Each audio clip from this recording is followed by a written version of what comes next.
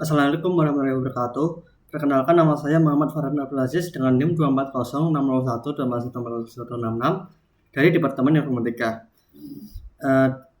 Pada kesempatan ini saya akan memaparkan makalah berjudul analisis perbandingan algoritma divide and conquer, backtracking, dan Prim's algorithm dalam generasi labirin prosedural berdasarkan ukuran grid dan kompleksitas jalur.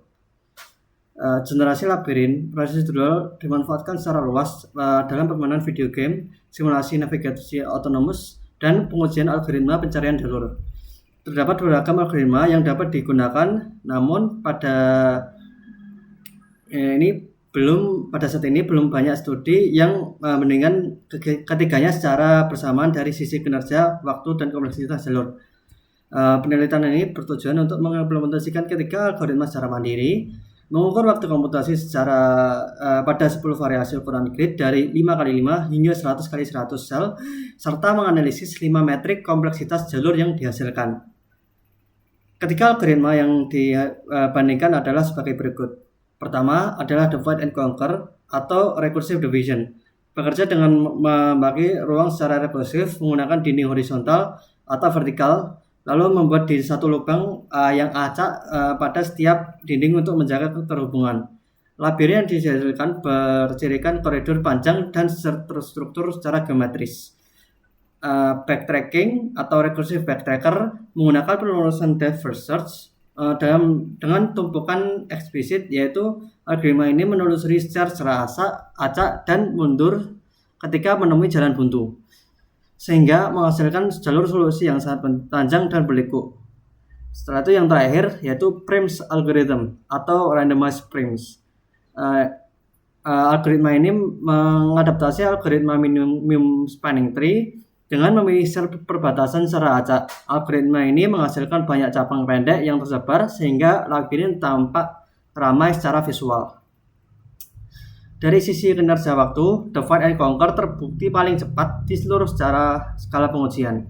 Pada grid 100x100 membutuhkan waktu 4,86 detik, sedangkan backtracking memerlukan waktu 17,65 detik, yaitu 3 kali lebih lambat, dan Prims memerlukan 19,87 detik, 4,09 kali lebih lambat daripada divide and conquer.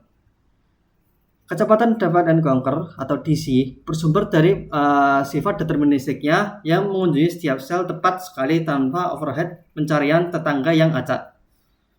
Dari sisi kompleksitas jalur, ditemukan 3 profil yang berbeda. Backtracking menghasilkan path ratio tertinggi sebesar 0,240 pada grid 100x100, artinya jalur solusinya mencakup 24% dari total sel, dengan dead end paling sedikit sekitar 10%. Labirin ini paling menantang secara kognitif, dan Prim's algorithm sebaliknya menghasilkan dead end terbanyak, yaitu sekitar 32%, namun jalur solusinya justru paling pendek dengan path ratio hanya 0,021. Divide and conquer berada di posisi menengah pada kedua metrik tersebut.